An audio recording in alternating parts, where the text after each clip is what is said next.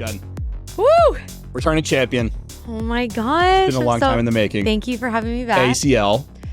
I'm exhausted. How was it? Did you enjoy it? So here's my thing. I was telling Spencer, like, I've gone a couple times. My first time at going to ACL was right after 2020 when they opened it. So I got really spoiled. So I thought that's exactly how ACL is every single time. There wasn't a ton of crowds. It was so amazing. It actually was like the craziest lineup. Who headlined that year? Oh, it was Doja Cat, Billie Eilish. Right. Incredible. So, Like the Foo Fighters were there that year too, right? I think so. Yeah, because they played Lollapalooza too. Yeah. So then I go back last year with a bunch of girlfriends and I was like, damn, it's like really crowded and crazy. And then every year I'm like, oh, I'm not going back. Right. And then I forget about it and I'm like, I'm going. It's my favorite weekend. But yeah, I mean, this time it was really hot. So my tip, like, you have to have a fan. I did everything wrong. You have to have a fan at ACL. Like a need motorized fan? You either need a motorized fan or you need one of those fans that, like, you need a fan. Like, you cannot go to ACL without a fan. I've never done ACL. Actually, that's not true. One year I did, when I first moved to Austin, I did ACL out with the masses. Yeah. And then I started auditing them for C3 and Live Nation. Yeah.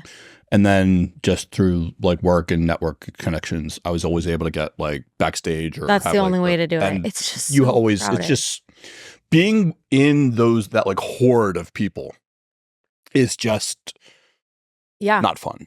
So the crazy thing is, so Saturday was our big day. Like, I am obsessed with something corporate. It was so nostalgic for me. That was like my high school. I'm aging myself because, I'm just, I guess I'm a millennial attempting to be Gen Z, but no, it was my high school. So I had to see them. They started at 2. I freaking loved it. I like cried through the whole set, but I was there from like 2 to 11.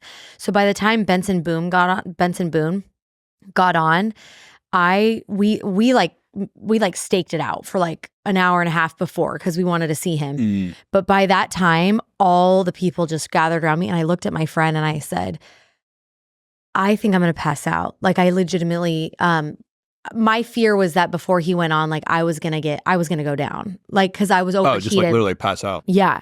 And I was starting to get kind of freaked out because we were really up close to the stage. And I was like, everyone is just like, how am I going to get out? And so I was like overheating and I was like, I think I need to go. Like, so I left my friend because she wanted to see him so bad. And I worked my way through the crowd to get to more open place. Cause like, even the people, like the body heat of everybody around you, it was just so And then hot. as soon as whoever the talent is comes on stage, everyone like kind of like pushes up front. Exactly. And so I kind of started to feel, and I was like trying to be like, do I leave? And I was like, I think you got to get out of there because I started overheating. And anyways, it was really hot. This time was really hot. But I think last year for ACL, I went at like 4 or 5 every day. Saturday, I was there all day. I will pregame with like Hulu on. Okay, so that's I can perfect. watch from my house. And the Hulu show they've gotten really good at their coverage of ACL. Right. Because you get like some of the interviews like backstage, then they have like the interview tents that the talent will go to. I mean, maybe I should just do Hulu. And then you're right on stage for the show. So anything from like that's where I watched Dasha because I wasn't going to go at like 2 o'clock in the afternoon. Exactly. I did that. Also, why is she at 2 o'clock in the afternoon? Like, she won the People's Choice Awards like the night before. And her song is Austin. It's cute. Like, come on. And then she like came down off the stage and like went into the crowd and was like singing and dancing. She's a really good performer. I love it. I was super impressed with how well she did. Yeah. So by Sunday, I was like, I honestly went for ACL for Chapel Roan. So like, I was so excited. Well, there was like, did you see the drone footage of that? Yeah, it was unreal. Like 450,000 people. Unreal. So by Sunday, I only went to Chapel Roan and Kaylani, and then I was out because I had spent all day like dehydrated the day before. So yeah. There's a guy in town who does like really great drone footage, Henry Henriquez. Okay. I'll link his Instagram in the show notes. But he had some just epic drone shots. Incredible. During ACL. I saw it on TikTok and it's so crazy to be in the crowd. And then the drone footage is just unreal to see how many people. I mean, it was. Clearly, I'm allergic to morning podcasting. We are literally struggling today. I'm not even making sense. There's the reason I schedule podcasts for like, have you ever tracked where your efficiency lies? No. It's one of the best things to do. Okay. And you're not morning? No, so I'm a morning workout person. Okay. So like I get up in the morning, I get take running for a walk. And usually I'm in the gym at this time. So I usually get all the aches and pains and elderly snap crackle popping things out of my body. Right. Then I usually go to Sun Life, have a shake. Then I go to Soho and work for a little bit. Yeah. So my ideal workout time is like 8 to 10. Okay. My creative or like my like what I would call like executive function is big from like 10 to 1. Okay. And then I'm like dialed in from like 1 to 4. So and then my creative time is like 10 to 2. Love that. Okay. So that's why I always schedule the podcast like 1 to 4 because I have a higher executive function, but also like very detail oriented during that time. I feel the same. I'm like a morning, but we're struggling. It's all good. It's fine. He was nice because I have a flight to catch soon. You do have a flight to catch. Because the last time you flew into Austin. Okay, here we go. The last time you flew into Austin. We got some tea, Why don't you tell the story, Jen? Well, you guys, Spencer saved me, and I hope you do roast me. Did I know you were coming to town? No, I didn't tell anyone. This is getting better. I didn't tell anyone. I just, randomly showed up in Austin. It's like, hi. So I'm in Austin, but not Austin. I'm in San Marcos. Okay. Oh gosh. Like, are you at the outlet stores?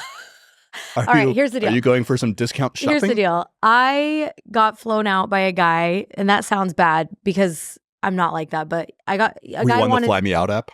No, it was just this random like thing. You've heard about that app though, right? Yeah. Yes. Yeah. You told me about it. This random connection, whatever. So fellow podcaster. Oh shit. Yeah. So we were just kind of, I actually thought it was more of like a business connection. And then it turned more like flirty and I was like, all right, cool. Like whatever. I'm just kind of here. I'm at the point where like, that it's been interesting. I'm just down and open. Yeah. Like that he actually wasn't my type at all. But I was like, I'm just open. I'm just down for. Here's what I'm going to say. Yeah. You're what, 30, 20, 19? Yeah, 20, you're like under 20 something to some people. For sure. Right? Yeah. Like, you know that meme where it's like, how old are you? 25. When? Like a couple years ago. Like a long time ago. Let's just say I'm 21 with like quite a few years of experience. I like grew up high school, college, but then I went away for a long time. Yeah. Look at the military and like some government stuff. So like I didn't have like a lot of that like go wild and free like mid-20s adventurism. Yeah, and like, either did I. I was married. And so when I like kind of got the opportunity to do that, I was kind of like in my 30s and kind of went a little crazy.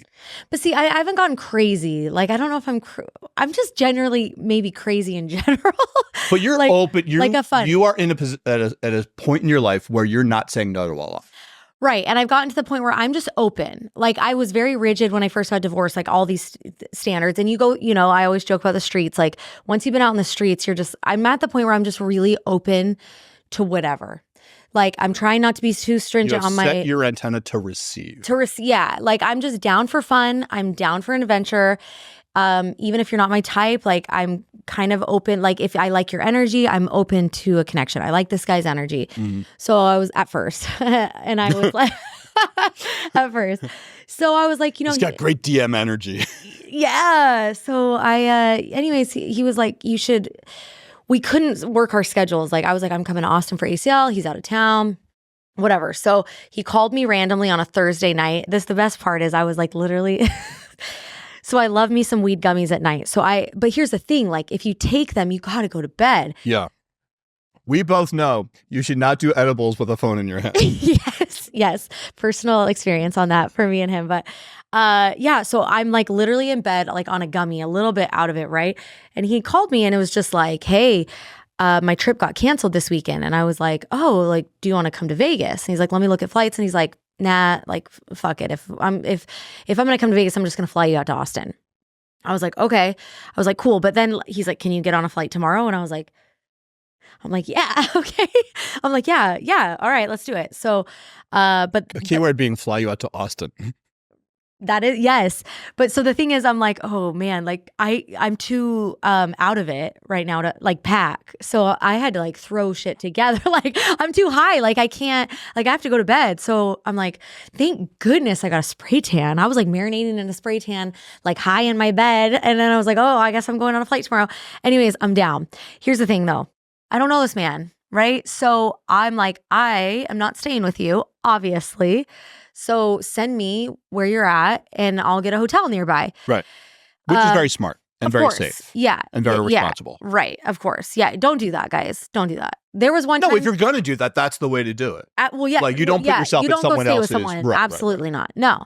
You don't do that. I learned the hard way. And actually it was with a girlfriend post-divorce. Like I met this girl on the internet. That sounds so bad, but like she had this really amazing like healing course about your nervous system. And I was like, and I took it and we became really good friends. And I was like, I'm going to come and visit you because we just connected, right? I stayed at her house. It was an absolute disaster. Like we did not vibe. Like it just, you don't do that. So I learned my lesson. Anyways, I didn't put it together. Like I floated the river in San Marcos. Like I've been visiting Austin once a month, but like I did not put it together. Like I thought it was, you know, like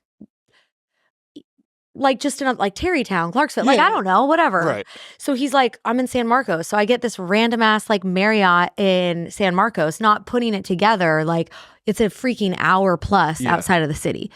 Right. So, and anyways. As the crow flies, it's only like 30 miles. But with all the construction, it has taken me 90 minutes to go that far. So I didn't tell anyone. I just got on a flight. It was literally for 2 days. I like got in up Friday night, was going home Sunday night. Literally by Saturday morning, homeboy didn't love my energy, which is so fucking insane. Because guys, I have the best energy. Like true story. Truly. You do have good energy. Like I have good energy. So like you're a good white woman. Yeah, we'll talk about that. Yeah, I have great energy. So he didn't really appreciate my energy. I think I think because I thought I was out of town, I wanted to like do a bunch of stuff, and I don't think he wanted to do a bunch of stuff. Well, I think that's like you don't invite someone into town to quote host them, and then not have things planned to do. And we both like we did things to like what I should have done is I should have, and I've learned my lesson. It was good, but like I would still do it if you want to fly me out. Like I'm down. I'm not like this didn't ruin my experience. Like I just would have done things differently. What I should have done is I should have stayed in Austin where I'm familiar. I know I know the city. I should have stayed in Austin and I should have done my own thing. I should have worked out in the morning, saw my friends, saw everybody, and then he should have just flown it or like driven into town and taken me on a date. Like you don't infiltrate someone's weekend, like it's just a lot. It's a lot. Anyways, so by the time he said my energy was stressing him out because I wanted to like go and explore, I go back to my hotel and he said we needed space and I was like dead. I was dead. I was like, what am I going to do? So I looked at. Because it was like what, like 9 o'clock in the morning, 10 o'clock in the morning? No, we made it to the gym. And then after that, he dropped me off. Did you make it to the gym? No, he didn't take me to a normal gym. It was his garage gym, which was cool. I'm not a princess. I did it, but I didn't like love it. It was fine. Yeah. But by then he was like, I think we need space. And I was like, okay. We do indeed. Okay. So then I was like, what the hell am I going to do? Like, you know, like I looked up, so I called my girlfriend. I wanted to go visit her. And I look up the Uber. She's like, come visit me. I'm just at home. Like, she's so cute. She's a single mom. She's a little girl. I love her daughter. And I'm like, I'll come visit you. And I look at the freaking maps. Uber, it's an hour and 10 minutes to get to her house. Yeah. And I'm like, what am I going to do? Like Uber to this girl's house, visit her, and then come back to like, I was like, so I called Spencer, cried. And I said, don't make fun of me. Don't make fun of me. But I did a thing. And I'm here with a man and it didn't go well. And I'm stuck in San Marcos. What do I do? And he's like, I'm on my way. I was like, I'm so sorry. Thank you so much. But this is the best part. Spencer comes and picks me up. He takes me to Starbucks. And then he's like, my cleaners came. Like Spencer just is a like bougie king. And I love it. And his house is so nice. He's like, I'll let you stay in my guest room. And I'm like, okay. So like, I felt right at home. Nicest house, Fiji water stocked in the fridge. I'm like, okay, this is working out. It's fine. I posted that photo of my fridge. Yeah, I love it. It's the best fridge ever. And the number of brose comments I got I love about how much wine I had in my fridge. It was like, yeah, it's not, the wine's not for me, guys. He's got wine. He's got Fiji water. It's all lined up. It's organized. Like, I just appreciated it. So he's like, Jen, don't worry. I went out with a girlfriend that night. He's like, come and go as you please. And then he's like, I'm going to take you to my favorite gym, which is Collective. Ugh, love. And then it wasn't a garage gym. It was It's definitely not a garage gym. And then he's like, we're going to go to the most expensive garage gym. I know. And I was like, I am living my best life. Thank you, Spencer. So yeah, although that would be like K-Raj would be it. K-Raj, Collective. So then we went to Collective Sunday morning. We worked out, and then we went to the pool and had lunch at Soho House.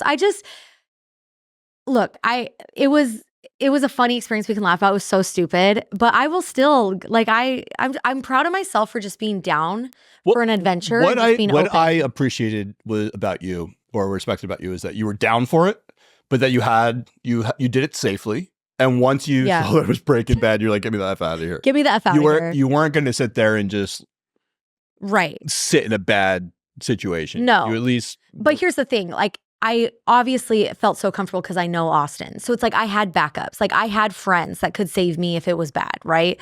So if it was some random city that I didn't know, I would think a little bit twice on that. Because I think when you go, you need to have people that or you can do a solo trip, I guess, if it goes bad. Like, you could, but like, but it's not a solo trip if you're going there to see someone. Right. But like, if it ends up bad and you're on your own, you can do that. Yeah. But yeah, so I was like, whatever. I mean, it was funny. I mean, the guy was cool that weekend. My friend roasted me yesterday. She's like, you still talked to him for like 2 weeks after. And I was like, yeah. Oh yeah. He texted you were going to tell me what he said. Or did we not? I don't think we can even share about it. Yeah. It was, I don't know. He texted me some crazy sexual stuff that I was like, we're good. We're so done. We're good. We're good. That'll do it. That'll do it. Anyways, so Spencer saved me. His house is freaking bomb. He's got a great fridge. He goes to a good gym. You saved my life. And I'll buy lunch. Yeah, I had the best time. I'm going to make someone a great wife one day. No, literally, you guys. So then he said I was a good wing woman. So me and him, like, we were like winging for each other. At Soho. At Soho House. That worked out very well for me. It worked really well for you. Thank you. Yeah, you're welcome. Very much. Yeah, you're welcome. I have a question about guest rooms. Okay, for guys. Yes. Like single men who have a guest room. Yes. Where's the line between I have a lot of women spending the night and I just want this to be a nice place where friends can crash? Well, like, women spending the night are not sleeping in your guest room. Very true. I'm not a sexless innkeeper. No. Yeah. So they're not. No, the but women that are sleeping over they're sleeping in your room. So right. So like, your friends. I loved. Like, should there be a TV in the guest room? I mean, I don't have a TV in my bedroom, so and I think that's weird because what if their volume is like so high and then you know what I mean? Like, you can hear it. That's annoying. Yeah. So no, I would not do a TV. But your bed was amazing. It's a great bed. So great bed. Your bathroom was fire. Thank you to my housekeeper. No, literally. Like, who is she? I want to hug her. I loved it. I had Claudia. the best experience. Claudia? Fucking amazing. I love Claudia. She's the reason that everything's like facing out in the fridge. Yeah. If there's like 4 Triscuits left in the box, she'll like label it Triscuits and like put it in the cabinet. Yeah. So no, your guest room was fire. I loved it. She organized my whole pantry. Yeah. It was great. It's nice and and clean. Like, that's really what you need. You need a good bed, clean. That's the Fairmont bed. What's the Fairmont bed? The bed that's at the Fairmont Hotel. Really? Okay, well, it was really nice. Anyways, I loved it. Thank you for saving me. You're welcome. What a story. I didn't tell anyone, and then I called, and I was like, I've done a thing. Pleasure. I've done a thing. But then you had another airport hookup. Oh my gosh. Yeah, I've tried. I really do genuinely want to You're a real romantic. Stop. No, I want to be in a relationship. I genuinely do. So do I. I don't know if right now I'm emotionally available. I've realized. Okay. I want to be. I will talk about it, but I've had a really bad year. Obviously, you know. There's been some really, really hard things that I've been dealt with earlier this year. So I feel like I've been carrying a lot of grief, and honestly, I've been struggling with depression. And I will do an episode on it and talk about it. Situational, but are you talking to anyone? Yeah, I'm in therapy once a week. Good. But yeah, there were some really, really bad things that kind of were out of my control this year and at the hands of people that I love. And so that's another level of like betrayal. And yeah. Violence, trust. Yeah. So I've been struggling with depression and grief. So I feel like, you know what? I don't think you're as emotionally available as you would like to be. So that was a good realization for me. So I've kind of just taken the step back about dating, like just releasing my grip on it. Cause I do love being in a relationship and I've wanted it, but I feel like I was so hyper fixated on it and I clung on to it so much. And I realized, you know what, Jen, like you got to work. I mean, you're never fully healed, right? You're never fully healed. But I think with what I had to go through this year after, the aftermath of it and the dust settled, now I'm left with, holy shit. My body was in fight or flight for so long to fight what was happening that now I'm like, oh shit. And now I'm just full of like grief or whatever. Anyways, so that being said, I'm not emotionally available to date, like probably right now, because I'm just healing from the aftermath of those things that happened to me this year. But so I've just been trying to have fun, right? So like with no expectation. So I go on the airplane to Austin and we see these guys and I was like, ACL? Here's the other thing. I interviewed my guy friend Benny in New York. He's a dating coach. Love him. He's incredible. And he always talks about like showing interest and then backing up and like letting you whether it's smile, eye contact, showing the man interest and then stepping back, right? For me, it's if I get double eye contact, okay, and then some kind of like primping. So me and my girlfriends this whole weekend, we were practicing, shout out to Benny. I love Ben. But we were practicing his stuff. Like one of my he would probably be so embarrassed for us, but like one of my girlfriends went up to a guy. This is not the advice that he would give, but she went up and gave him a flat tire on his shoe as we were walking out of ACL. What's a flat? Like she just like hit his shoe and bumped into him and was like, oh my gosh, I'm so sorry. And then he's like, no worries. And she's like, damn it didn't work. So then she's like, do I got to give him? Is that called a flat tire? If a girl I guess, yeah. But it like took his whole shoe. Like she like went too hard. Anyways, so he kind of didn't pick up on it. And then finally she went up and she was like, do I have to give you another flat tire? Like, can I just say hi? And he was like, can I get your phone number? Like it was amazing. It worked. Oh, okay.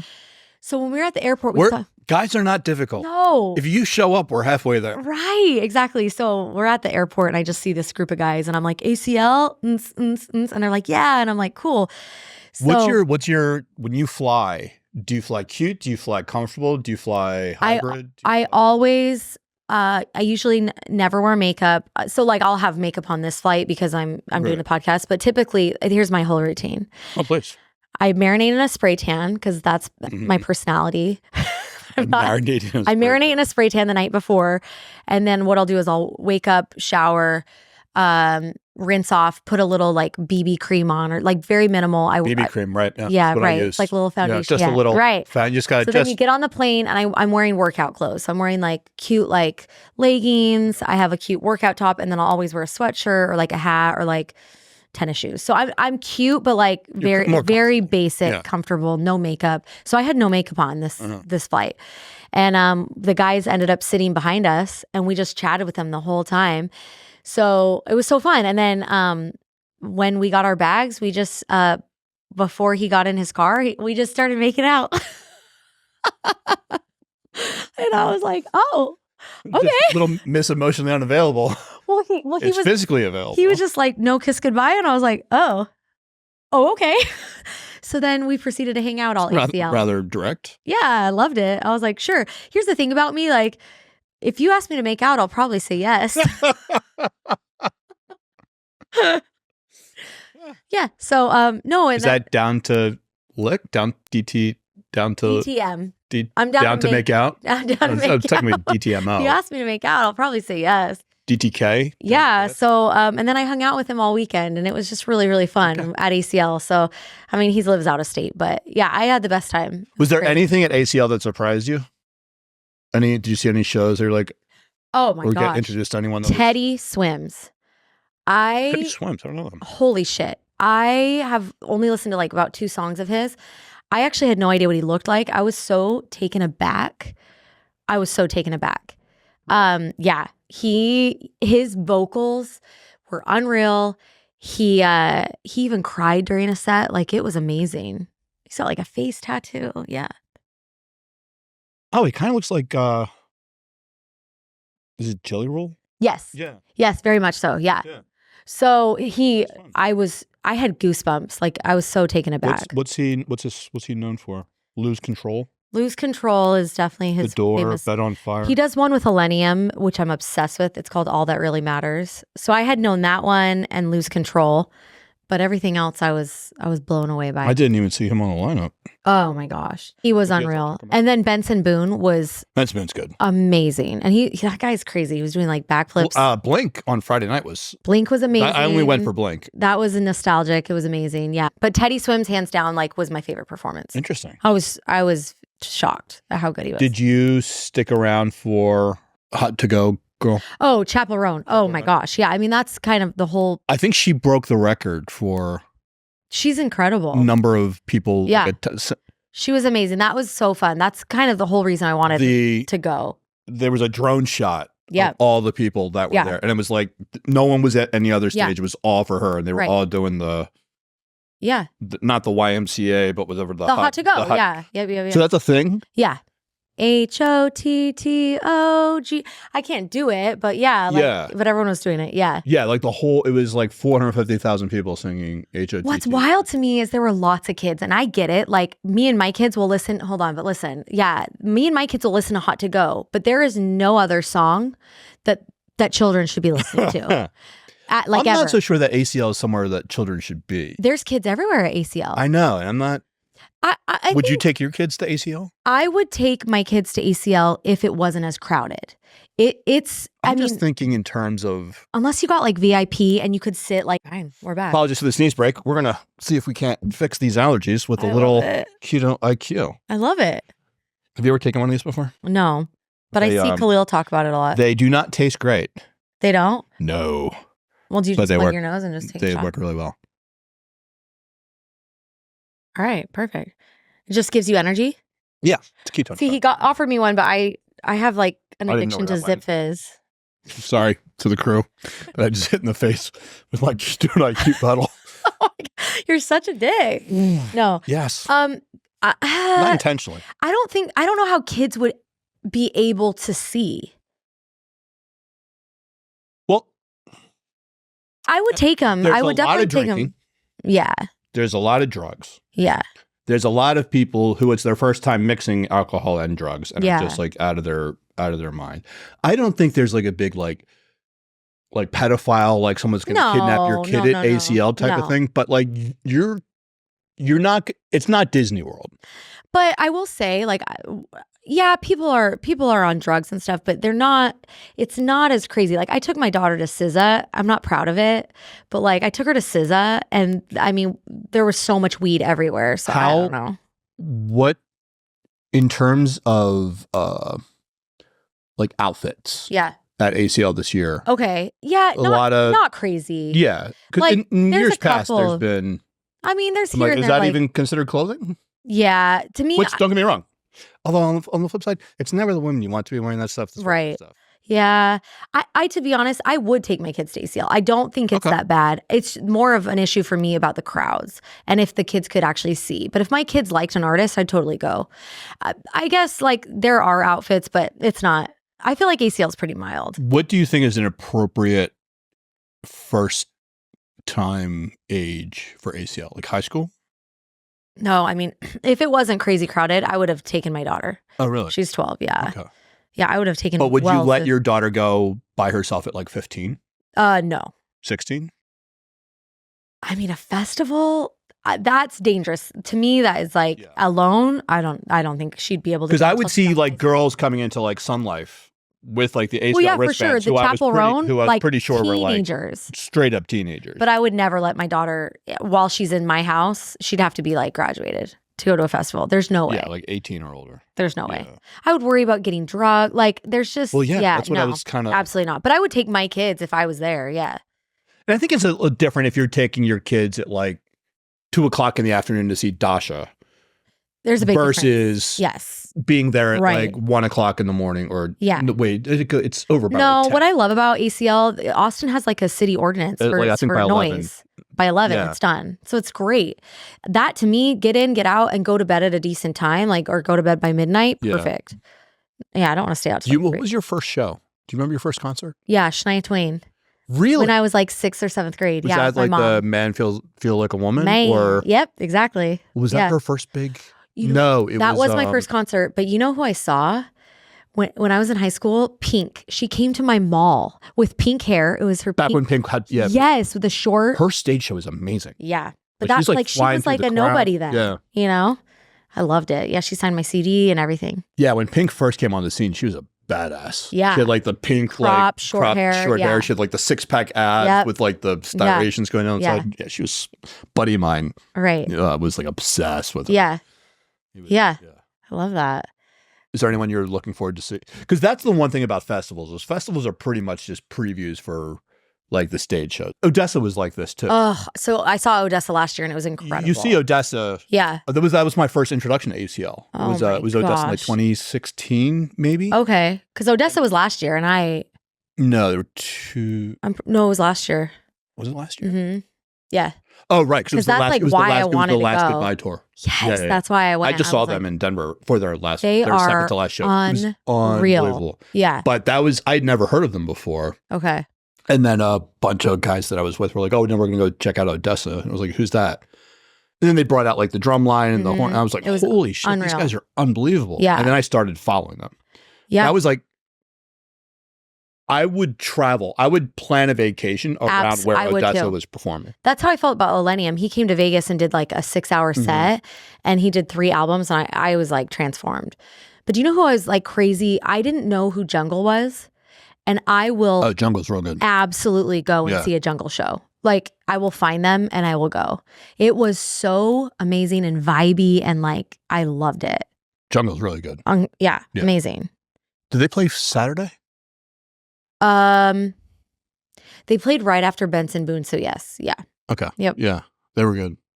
Yeah, Saturday was my favorite day. We did Something Corporate, Teddy Swims, Benson Boone, Jungle, and then we should talk about Dua Lipa. That was a disaster. Really? Disaster. So here's the thing. I've seen TikToks. I've seen videos.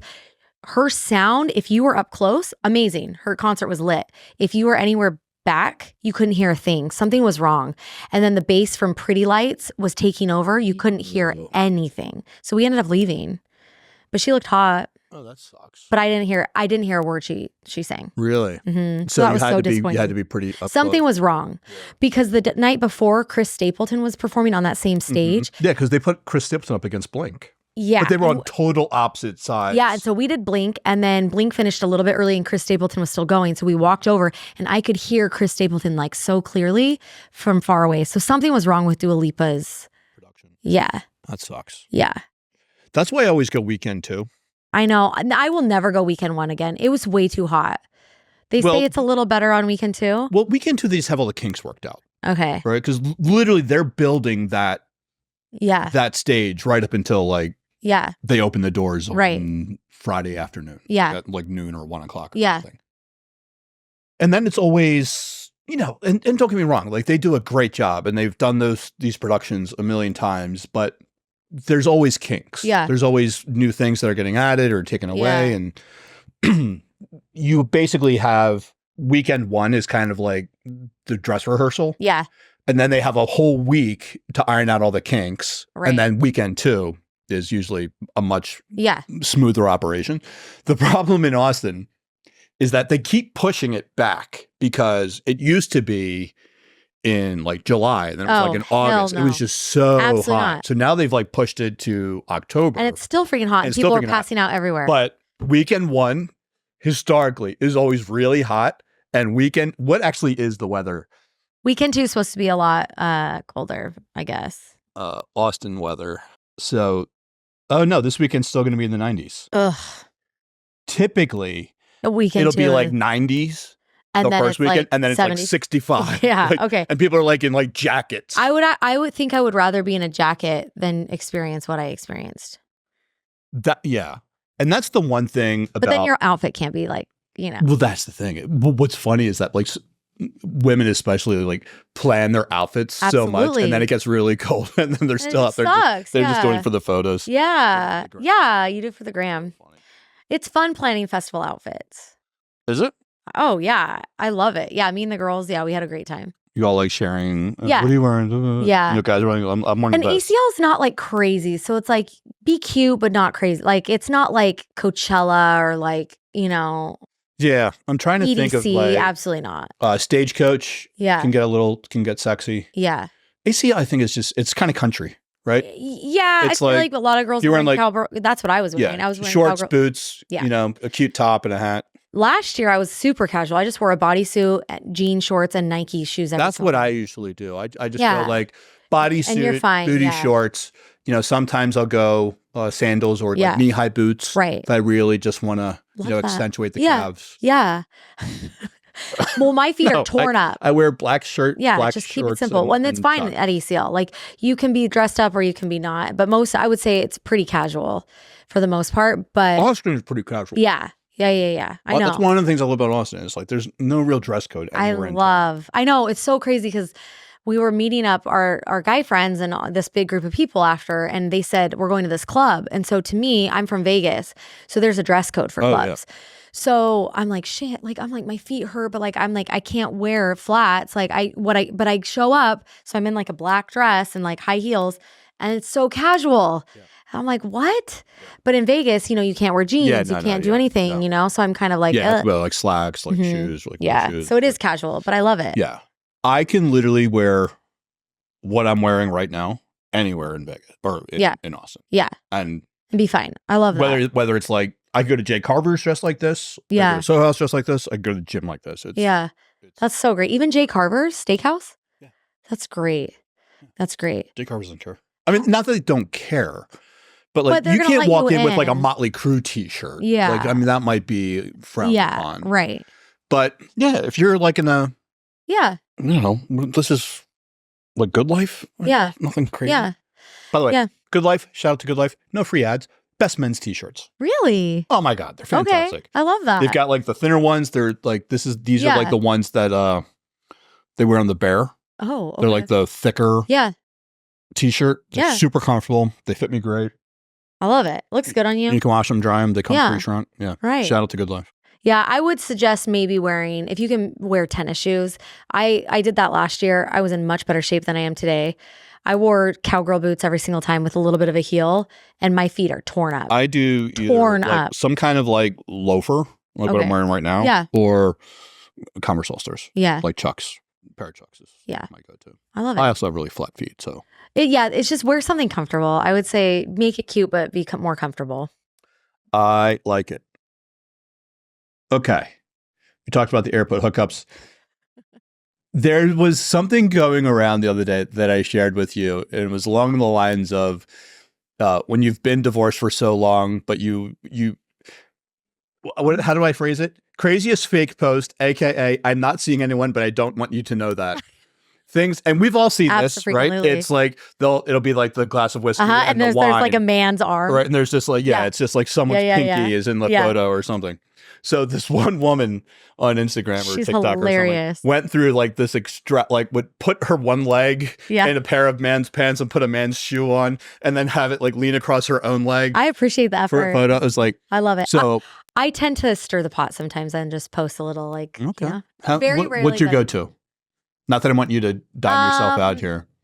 What are some of the I've never done the more common things that women will do? I'll just be like, if I'm with like a guy friend, I'll just have him put his arm in like a picture. I'm going to be honest with you. I've even asked random dudes, can I just steal your arm for this picture at dinner? Yeah. Really? Yeah. Yeah. Whatever. I don't care.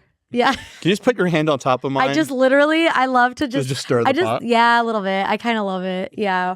Or, I don't know. Guys don't do that. No. And I mean, that girl, I would never do anything like that. Well, I mean, she's doing it hilarious. But it is real. It's like all these, Is that like a pre-selection thing that if other guys aren't so pre-selection, there's a thing in evolutionary biology where if a guy is in a bar and he's got a lot of pretty girls around him. Yeah. There's other women will immediately be more intrigued and find that guy more alluring because other high status women are around him. Yeah. Versus that same exact guy who's just sitting at the bar by himself with no one around him. So the guy who has all the other women around him, it's called pre-selection. My guy friend calls it competition anxiety. I don't know if that's the same thing. That's what he calls it. So what would talk to me about competition anxiety? Well, I just think he's like, yeah, you post a pic with a guy, and then these guys are like, oh, like I got competition, like something like anxiety. But okay, so that's like after the fact. This is like in real time. Yeah. If you walk into a bar and you see a good-looking guy, and that guy is sitting by himself, versus if you see that same guy with a really attractive woman or two, the guy who's with a woman or two you're going to be more attracted and find him more intriguing. So because other women, for some reason, feel. I do find women do that. Yeah. I am not one of those. If you have girls with you, I'm gone. There's nothing about that. I'm like, oh, cool, he has a girlfriend, and then I'm instantly out. So I'm not like that at all. But I do know women. Yeah, like why I don't want to compete for some man's attention. Like if you got a girl with you, like that doesn't make me like jealous. I'm like, awesome, great, love it for you. And then I'm instantly like, that's not an option. But that's interesting because you play the wing woman so well. What do you mean? Like when you and I went to Soho. I'll always play the wing woman, but that's different. That's me wanting a guy. Like, oh, I'll wing woman the shit out for you. Like, well, okay, so we're not going to say her name. Okay, but like the one girl that I wound up, talking to at Soho, right? Yeah, would not have been ultimately interested in me if I had been there by myself. But because I was there with you, and she was like, oh, like, and she gave like are you guys like, how long have you guys been together? Or blah, blah, blah, blah, blah, right? Yeah. So it's like, there's the intrigue. And then once they find out that they're not in competition with you, it kind of gives them the door in. So that's pre-selection. Okay. That's not competition anxiety. Okay. But I also think like she would have been interested in you if you were alone though. I don't think I don't know. To me, I don't know. I think we just, because I'm so friendly, I just make friends everywhere. I don't disagree. Yeah. But you being there to a woman, being there to validate to another woman. Right. It's hey, safe. He's safe. He's a good guy. Yeah, he rescued me this weekend. Yeah. Right. I know. I was like, no, I'm just his friend. He just saved me. Like, but you should but he's a great guy. And then I was like, and then his fridge is so amazing. And his guest room is great. I never knew that like a fridge was like a variable of attractiveness for women. Oh, I don't know. For me, it is. But I have weirdo, posted Spencer. photos of my dog. I have posted photos of podcasts. I have photos. It just shows you're organized and clean. Of war. The photo of my fridge got shared and liked and commented on. Because that was sexy. 10x. It's just because anything it's like I could post. You have your shit together. Also, you have nice things in there. Like it's like high quality water, high quality beverages, and it's organized. And that like. Because when I took that photo, all I was thinking was I never realized how much I would be prioritizing protein. Yeah. There's just like a whole shelf. Yeah. Of protein. I think girls, our kink is like organization. Some of us.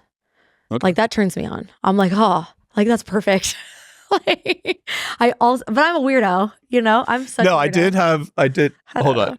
I'm not going to out her, but I will say, she said, at least you're organized and prepared with rosé. I said, never knew a man's fridge was an attraction variable. He's tall, funny, organized fridge. No, literally. And she wrote back, for an organized and tidy woman, an unorganized and dirty fridge is a total turnoff. Trust me on this. No, for real. And I've gone over to people, like I'm crazy about clean, like and I feel bad. Like it affects my energy so much to have anything out of place.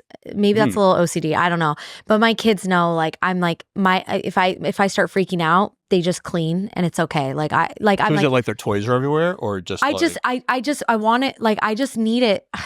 I just need it constantly, everything clean. Yeah. And so I'm just really clean and organized. And so I've been to guys' houses it's like a frat house, and I'm just like, how are you gonna date someone like that? You know what I mean? Like, there's no like.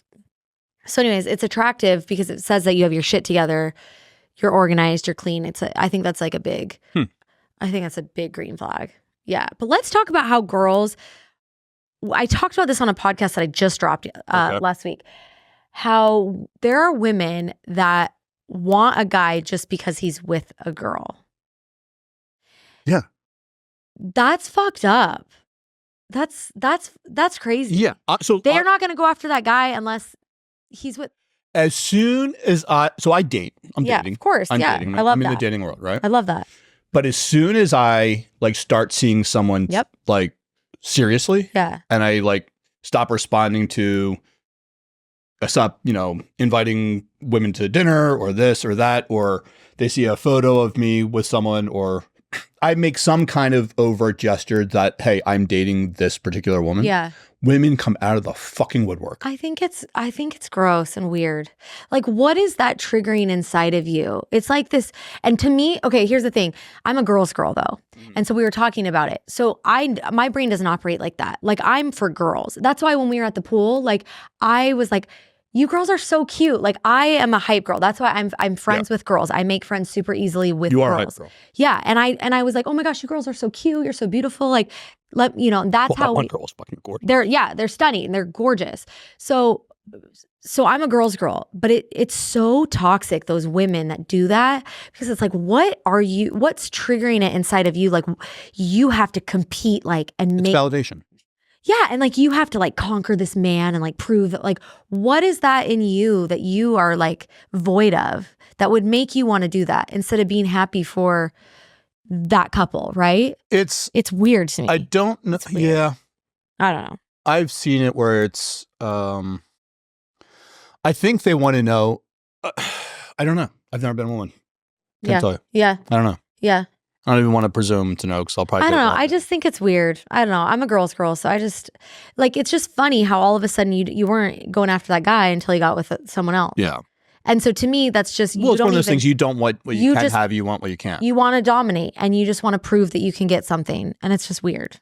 Well, I think that's one of the things that guys mess up in courting women too, is being too interested too early.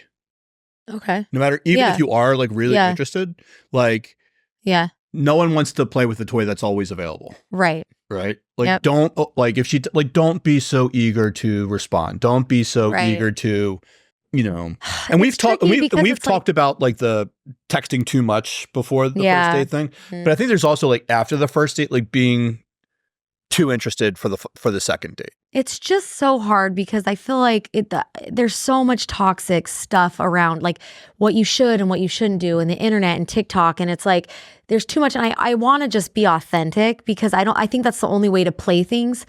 Because if you're for me, you're for me, and then if it's too much, then you're not for me. But I will say, we talk about too much texting. I think it's cool to be excited about someone. I wouldn't try to strategically like, like I'm only going to text her this, this, and this, but I maybe like kind of hold your expectations a little bit and maybe not go like, just be like, I'm really excited, but like, yeah, because I think a couple times a day is great, but not texting every single day. Then it creates a false sense of closeness. And then I always feel like it flops more in person. Yeah. Like, I don't think you need to be telling a woman like how beautiful she is, like when you first meet her. Like, save that until like you're in bed with her. I don't know though. Like it's situational, because if I like a guy and like he's not like if I send him a cute selfie and he's not like, I've had guys just like heart it.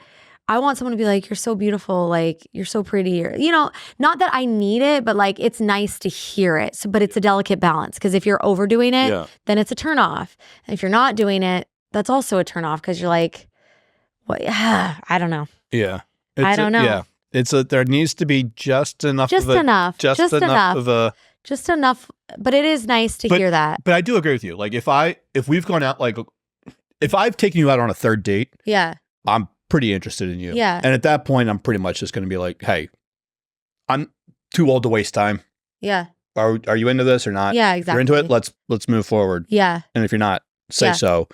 And so are you talking about like commitment or like what after the third date? Have you seen the meme where it's like, this guy asked me, the guy I've been talking to for 4 months asked me like, he asked me why I don't have a boyfriend because I'm such a great catch. And I'm just like, yeah, at a certain point, like you need to define the relationship. No, I get it. Yeah. And I think 4 months is too long. And I think the older you get, like I'm 48. Right. There's no time. Like, why are we wasting time? I'm done with the fucking, and I hate dating.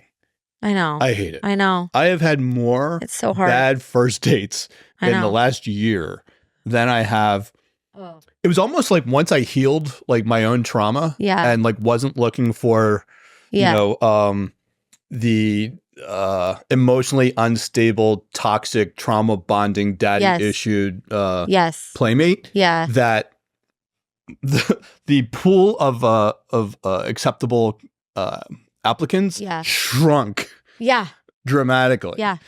And then it became either really pretty but not that bright, really bright but not that pretty, and not to in any way, shape, or form a great catch, but maybe just not emotionally ready to jump into something, or just got out of something, or they're finding myself because they're all like 30 to 35, and it's either we're married, have kids, have gotten out of it, and are trying to re-identify who they are, or have not been married and had kids and feel that like clock ticking, and they're like, it's got to be right now. Like it's got to be right. Like I'll get to know you after we're married and pregnant. Like, and I'm like, no, let's slow that down. Yeah. You know what I mean? So it's like it's an interesting. I know. It's an interesting conundrum. Yeah. And then when people are like, well, date women your own age, I'm like, women who are 48 just.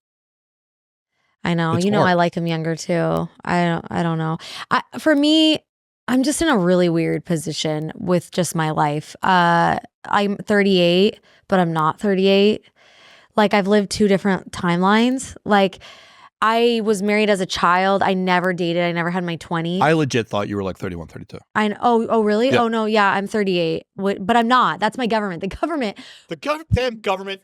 Fuck that. No, it's like a conspiracy. But no, like, no, it is. Like, who are they to tell me how old I am? How old would you be if you didn't know how old you were?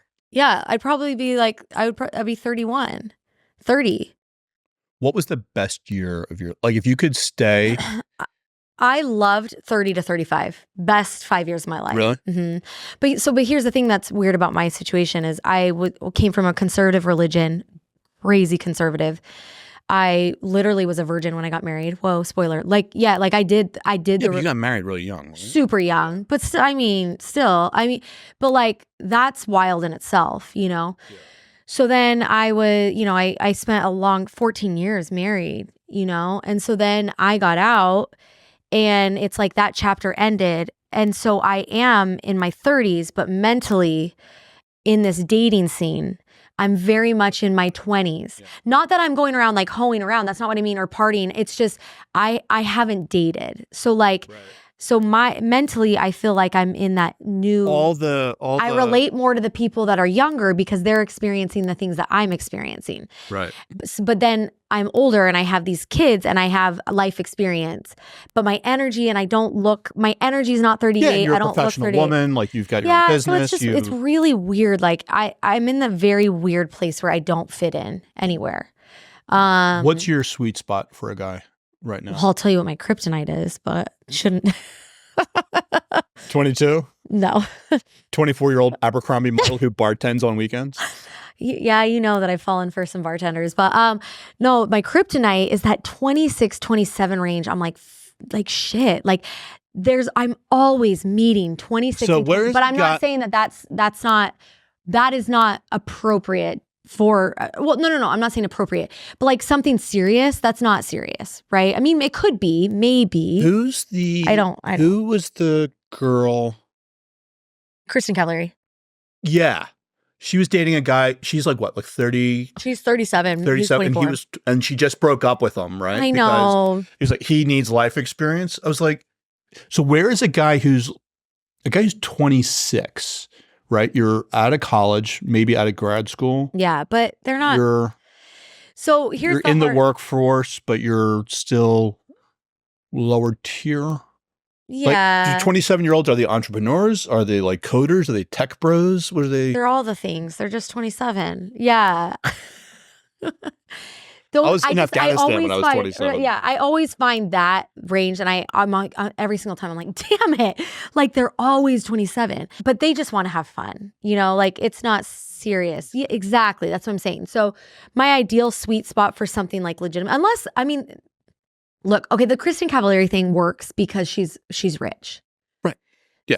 So that's fine. Like there's nothing, no, you know what I mean? But like in real life, like you want someone that, Yeah, she was rich and famous. And was he anything? I mean, he's like an up and coming like TikTok star. Like, I don't know. That's not a thing. But no, it's not a thing. Especially since TikTok may not be here in a year. I always end up meeting guys that are like 27. I'm like, gosh, like, and I don't look my age. So like they think I'm like 28 or 29. And you could easily pass. Yeah. So then it's awkward. And I'm like, oh, like, but now I'm just kind of, no, it's like, oh, yeah, I'm 38. Like, it's just dumb. And do you ever lie about your age? Not really. I like overshare like immediately. My friend's like, why do you have to tell people? And I just, cause it's like awkward. But now I'm better about it. I was kind of embarrassed by it at first. Now I'm just like, yeah, I'm 38. I have 2 kids. Like, whatever. I'm a MILF. I don't know. Whatever. I don't know. Whatever. You will play the MILF card. I always. I'm not a mom. I'm a MILF. I identify as that. I don't want to be a mom. What are you talking about? What are you talking about? I'm not a mama, I'm a MILF guy. Yeah, I am. I want to make a hat. Well, I'm not even going to say because I got to make a hat. I don't want to give anyone ideas, but it's going to be fun. But ideally, for someone to settle down, I would like 32, 33 and up. Yeah. Kids or no kids? Married, not married? I'm trying to be more open. Like I said, like I'm truly just opening my horizons to everything. Do you want more kids? Yeah, I think... Look, I don't have to have more kids, but I kind of would prefer, again, I said I'm open. I kind of don't want someone with children. I don't really want to blend families. I don't think it's fair to my kids. I think it's really hard to do that I just feel like a divorce is not children's problem. Mm-hmm. And so to force them because you want to be with someone and we want to shack up as a family and they're supposed to just welcome 2 or 3 random kids. Like that sucks for them. Yeah, I think there's I don't think that they should have to go through that. I think there's an age where that's easier. Totally. And there's an age where that's really hard. Right. Yeah. So because I've seen that. I'm sorry to interrupt. No, you're fine. Yeah, my ideal situation is someone without children, but knowing that they're probably going to want their own kids. So I am open to having more children. Yeah. So when I say my dad, I always mean my stepdad. Yeah. But when my parents got married, he had 4 daughters. Okay.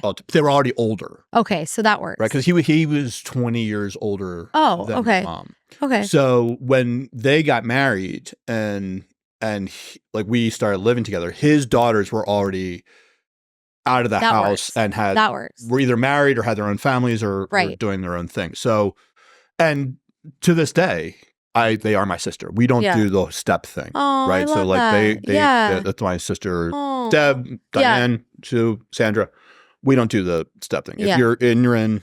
Yeah. If you're out, you're out. But, so that's my ideal situation. And then I have, I just had a podcast. I did this really great. There's this couple that I'm like relationship goals. Yeah. And we did like this whole thing on like what makes a marriage work. And he had a daughter he had 2 daughters and she had a son, but they were young enough. Yeah. I think he was like, his daughters were like 2 and 4 and her son was like 8. Yeah. So it was easier.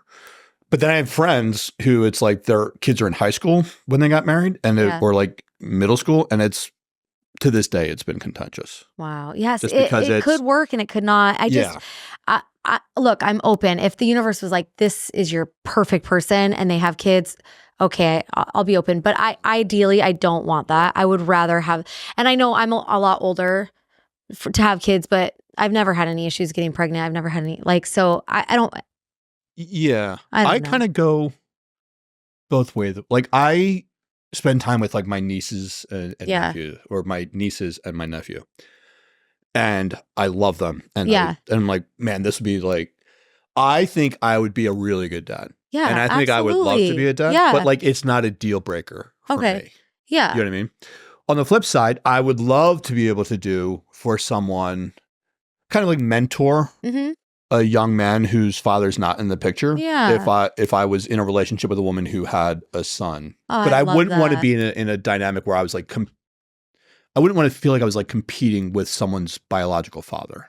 Yeah, it's tough. You know what I mean? I did have a guy, like, I don't know. I always get a little nervous. I'm working through it. Like, I have noticed that I worry about having 2 children, that it's going to deter people. But again, that's a part of me. My mom had 4, and my dad, you know what I mean? Yeah, it's okay. So I think if it's the right person. We've talked about this, right? About there's the 4 things that are required for like the perfect relationship. Yeah. You need the emotional compatibility, the intellectual compatibility, the physical, like sexual, like creative compatibility. Yeah.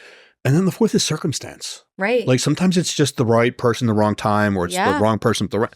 Right. Yeah. And so the timing of things, the circumstance of things is huge. It's huge. It's huge, right? Yeah. Because if you were to meet the perfect person, but you're just not emotionally ready to allow yourself to be vulnerable, whatever, it's not going to work. Right. On the flip side, it's like when you are ready, if that person not, then it's not going to work. So there is a flow to it, like an energy to it, a circumstance to it that kind of has to, so. It kind of has to work. Are you still like on dating apps? Or are you still? No. So no, I'm not. I got on the dating apps as a joke. Gym cruising it? Gym cruising. Yeah. No, I got on as a joke because we did like a podcast about Hinge, and I had it for a weekend. I genuinely don't, look, I know it works. Okay, here's another thing. I think it's energetics. So I was talking to my therapist about this because I've had terrible experiences on dating apps. I genuinely don't think dating apps are for dating. I think it's for validation, attention, 100%. Pen pals, Instagram followers. But she was like, you got to catch yourself, because she's like, you're not energetically in a space where you're going to attract that, like good things, because you're not emotionally available. There are plenty of people that meet great people and partners on dating apps. People get married from it. So I just think it's circumstance and energy. Like, where are you personally at, and what's your vibration attracting?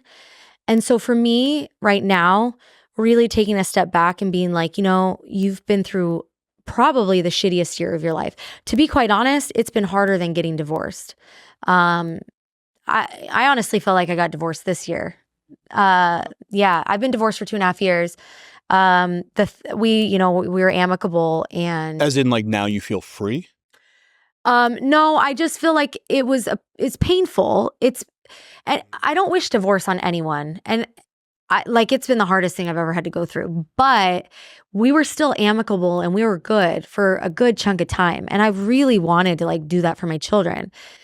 But this year, obviously, complete breakdown, lots of bad things happening. And so I feel like I went through a divorce this year.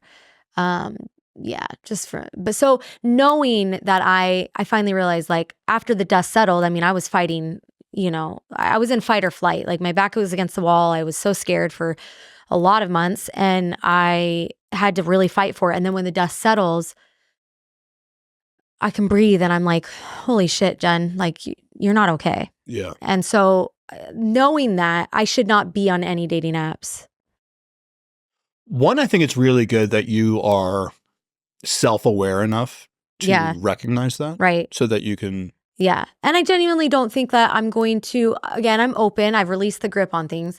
And I don't think you have to be fully healed. Like I've said, I don't think you have to be fully healed, but I don't know if I'm emotionally available because I'm carrying a lot of grief and dealing with some mental health issues now that I don't think I should be on any dating apps. I'm open for, whatever, but and I'm open to go on dates random and stuff. Instagram DM, hey, let me fly you out. Sure, I'm open. I'm not, because you never know. And I don't think you can be fully healed, but I don't think I should be actively chasing it. And that's my whole point about being on apps. I feel like I'm trying to work on myself and heal, so I don't feel like I should be actively chasing it. If it came to me and it just happened, I'm just trying to live my life right now. I think you touched on something there that's something that I had to also go through, which was the healing aspect. And what I found was that the more that I took care of me, it was less about hunting and it was more about attracting. Because once I had my shit together, once I had healed my trauma, once I let my shame go, and I was starting the podcast and writing another book. Yeah. I had things that I was doing to improve myself. Yeah. That made me more attractive to the type of woman that I was seeking. Right. Versus having my shit mess and being like, don't you want to come? Yeah. I equated it to, it's not fair to invite someone over for dinner when your kitchen is being renovated. Right. Like, right. Finish the renovations. Yeah. And then invite some people. Yeah. Yeah. Yeah. So I don't feel like I should be actively chasing that at all or trying to pursue that. Right. Just, I'm going to work on myself, work on healing. And then if it comes, it comes. That's why I'm down. Like, if you want to ask me on a date, sure, of course, I'll go. Because you just never know. But I don't feel like I should be actively chasing that. Let me ask you something about dating apps. Okay. Yeah. Because you touched on something with what your therapist said about, there's a lot of people who meet on dating apps. Yeah. They get married. I think it's an energetic thing. I think it's also most people on dating apps are not attractive. Yeah, I would think agree it works really well for people who are like 4 to 7s. Oh, you're gonna go there. Okay. Right? But it's harder for 8, 9, 10s. Yeah, absolutely. And I'm going to be honest with you, like, the men perspective, what I hear all the time is they're like, you have so many options. Sure. Okay. I have 500 people liking my stuff, but I would say I'm attracted to 2 of them. Like, if that. Yeah. Yeah. So like all the guys are like, oh, you have so many options. No, we do not. We do not. We have people that like us, but they are not actual options. Right. So that's another thing about, like, I always hear guys say that. And it's a champagne problem. Like, okay, cool. Yeah. Like, you think they're not options. And maybe girls are having great luck, but I will tell you, no, I bet you there's only about 2 people that I would find to be possibly worthy of a date. I have girls sliding into my DMs all the time. Yeah. With selfies and that's wild. And none of them are what I'm looking for. Yeah. I don't get guys sliding into my DMs. Really? Not a lot, no. Interesting. Yeah. Yeah, I really don't. So I always find that fascinating too. Like, do you comment on people's stories? Sometimes, but not a ton.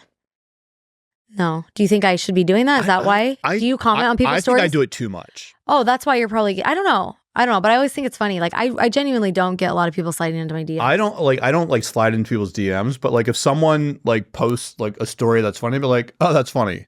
Yeah. Or, like, I'll give some kind of like feedback. Cool. Maybe that's what, but you got to be careful of commenting on people that if you're not like attracted to them and like they're the opposite sex, like it might, unless it's like friendly, I don't know. Well, it's never inappropriate.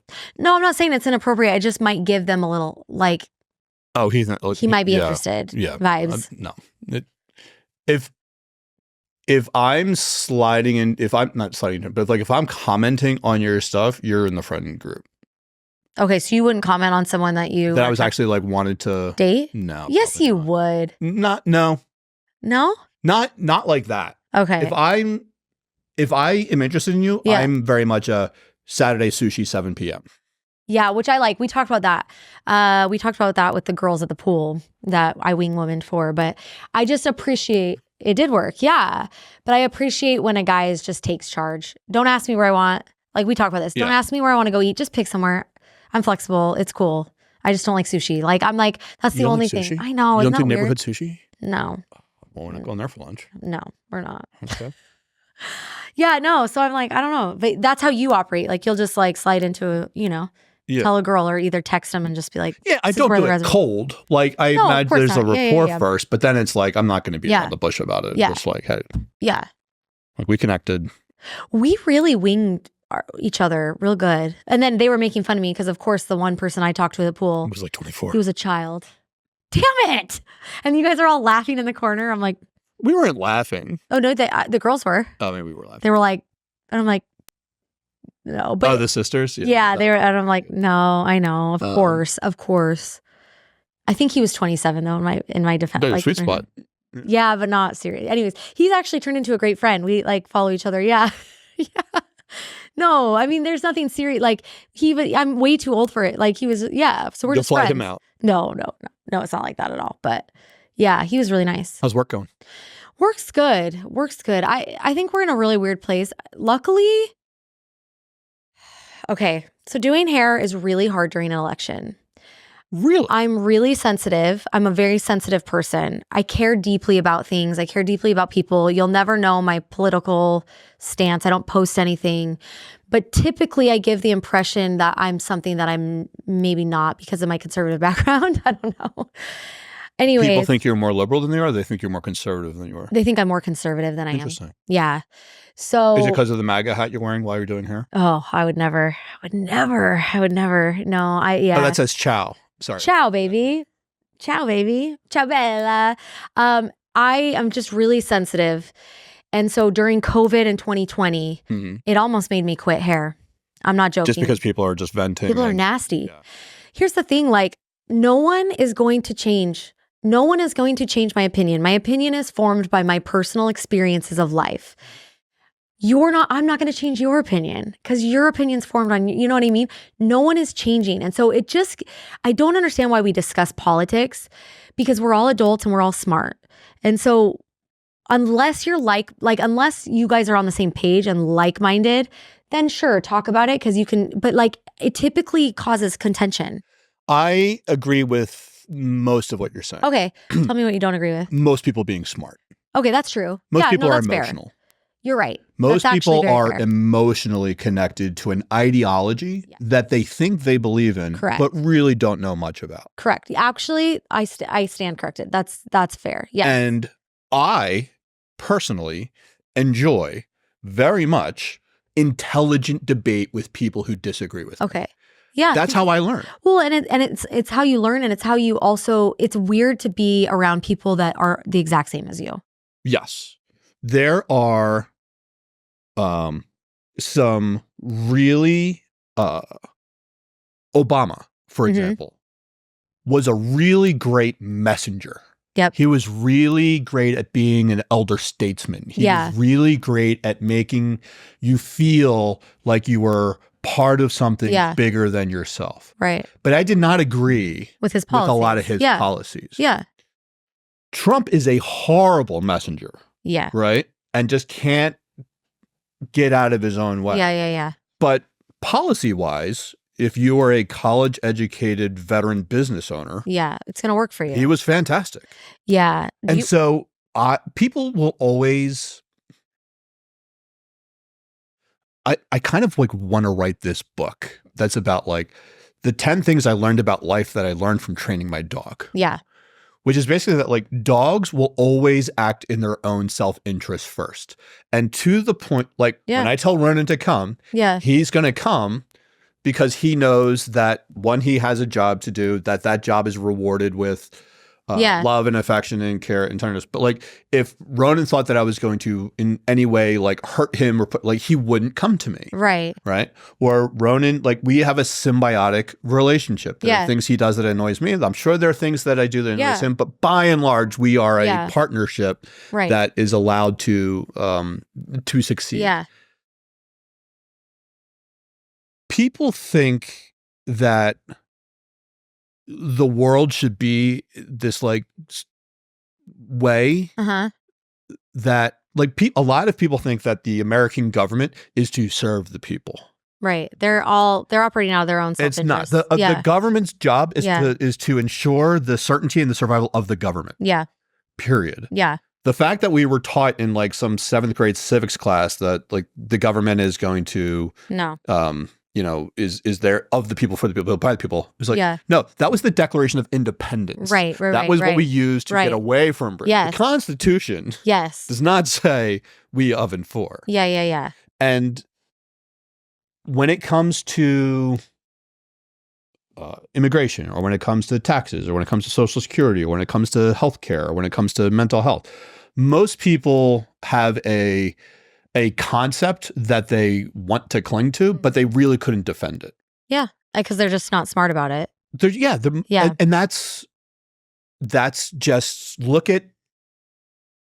There used to be like long form like documentaries, right? Yeah. And then it moved to like movies, and then it was like TV shows, and then it was like social media. Yeah. Social media has even changed from social media to social engagement. Yeah. So it's all about tribalism and right and wrong and who makes you feel a certain way and who do you want to, who think it like best represents what you should feel. But like when you drill down to it, like most people couldn't actually defend what they believe. And I'm definitely ignorant about a lot of the policies.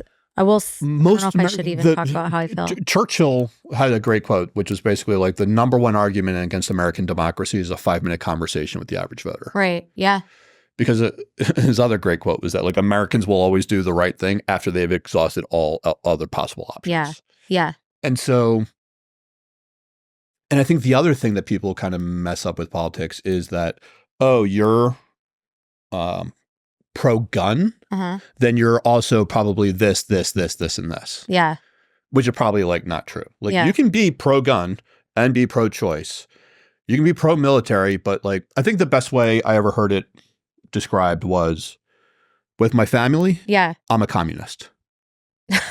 Okay. Right? Because it's from those according to their ability to those according to their needs. Okay. Right? So like you can't work, but you need food. I can work and make money to buy food. Yeah. Therefore, I'm going to take care of the people who can't take care of themselves. Okay. Right? That's essentially what communism is. From those according to their abilities to those according to their needs.